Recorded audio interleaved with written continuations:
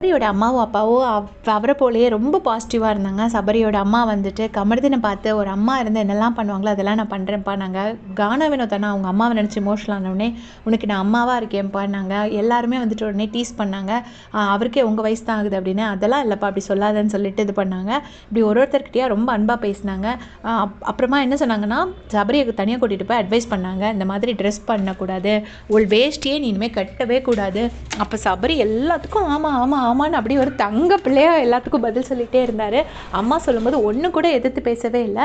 நாளையிலேருந்து நீ தலையில் இந்த ஹேர் கிளிப் போடணும். அப்புறமா அப்போ ஏமா விபூதி கொண்டு வரலன்னு கேட்டார். விபூதி அலோவ் பண்ணலப்பா, அதனால தான் என் நெத்தி மேலே வச்சு போட்டு விட்டேன் அப்படின்னு சொன்னாங்க. அப்புறம் எப்போவுமே பேண்ட்ஸ் போட்டுக்கிட்டு இருக்கணும், நீ ஒரு ஹீரோ மாதிரி தான் இருக்கணும் அப்படின்னு சொல்லிட்டு சொன்னாங்க. அப்புறமா அவங்க அம்மா வந்துட்டு நிறைய அட்வைஸ் பண்ணாங்க. எங்கே தப்பு நடந்தாலும் தட்டி கேளுப்பா, மற்றபடி இல்லை நீ நல்லா தான்ப்பா பண்ணுற அப்படின்னாங்க. எனக்கு ரொம்ப பிடிச்சிருந்துச்சு. சில ஃபேமிலி வந்து சில டைம் வந்து என்னென்னா அந்த பர்சனோட மூடியே ஸ்பாயில் பண்ணிடுவாங்க, நீ பண்ணுறது சரியில்லை அப்படி இப்படின்லாம் சொல்லுவாங்க. அந்த மாதிரிலாம் இல்லாமல் இவங்க ரொம்ப என்கரேஜ் பண்ணாங்க. அதுக்கப்புறமா சபரியோட அக்கா வந்தாங்க. அக்கா வந்துட்டு என்ன சொன்னாங்கன்னா, இங்கே பாரு, ஃபார் எக்ஸாம்பிள் இப்போ சேது சார் வந்து உன்னை துரோகின்னு இவங்க 2 பேரும் துரோகின்னு சொல்லும் போது நீ அமைதியாக இருந்தல, அந்த மாதிரி இடத்துல நான் ஏன் துரோகி, நான் தான் ஜெயிலுக்கு போனேனே, என்ன ஏன் துரோகின்னு சொல்கிறீங்கன்னு அப்படியாச்சும் நீ தட்டி கேளு அப்படின்னு அவங்க அக்கா சொன்னாங்க. அப்புறமா சபரியோட அக்கா ரொம்ப பாசிட்டிவாக சொன்னாங்க, இன்னும் ஒன்றும் கெட்டு போலடா, இன்னும் நிறைய டாஸ்க்லாம் இருக்குது, நல்லா விளையாடு, நீ ஃபஸ்ட்டு 2 வீக்ஸ் எப்படி இருந்தியோ அதே மாதிரி இருக்கணும் அப்படின்னு சொல்லிட்டு சொன்னாங்க. அவங்க அம்மாவும் அதே அட்வைஸ் தான் பண்ணியிருப்பாங்க. அப்புறமா ரொம்ப இழைச்சிட்டடா அப்படின்னு சொல்லியிருப்பாங்க.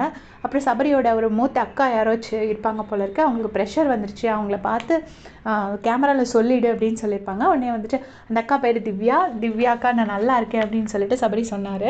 அப்புறமா சபரி வந்துட்டு ரம்யா இருந்தால் ரொம்ப சந்தோஷப்பட்டிருக்கோன்னு உடனே ஆமாம் அது ஒன்று தான் இப்போ இது அப்படிங்கிற மாதிரி தான் இருந்துச்சு அவங்க அக்காவோட ரியாக்ஷன். அவங்கெல்லாம் கொஞ்சம் வருத்தத்தில் இருக்காங்க போல இருக்குது.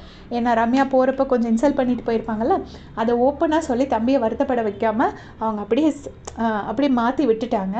அதுக்கப்புறமா அவங்க ஃப்ரெண்ட்ஸ் எல்லோரும் நல்லா இருக்காங்க அப்படின்னு சொல்லிட்டு சொன்னாங்க. அப்புறமா சபரியோட அக்கா பையன் அவனை வந்துட்டு பிக் பாஸ் சொன்னார், அவனை கூட்டிகிட்டு போய் பேசுங்க, நீங்கள் என் ஃபேனை கூட்டிகிட்டு போய் பேசுங்க அப்படின்னு சொல்லிட்டு பிக் பாஸ் சொன்னார். உடனே வந்துட்டு சபரியும் வந்துட்டு அவங்க ஃபேன் தன்வந்தை கூட்டிகிட்டு போய் வெளியில் போய் பேசிட்டு வந்தாங்க.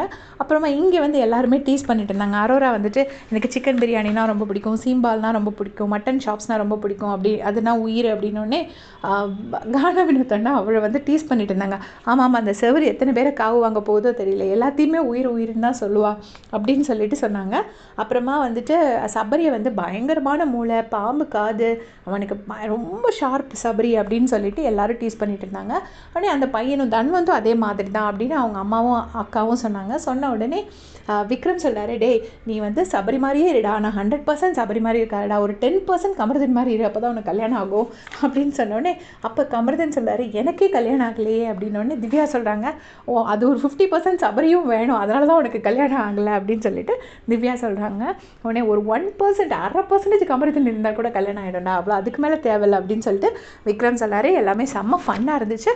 டோட்டலி ரொம்ப ரொம்ப பாசிட்டிவ் ஃபேமிலி, ஜஸ்ட் சபரி மாதிரியே தான். உங்களுடைய கமெண்ட் சொல்லுங்கள். தேங்க்ஸ் ஃபார் வாட்சிங்.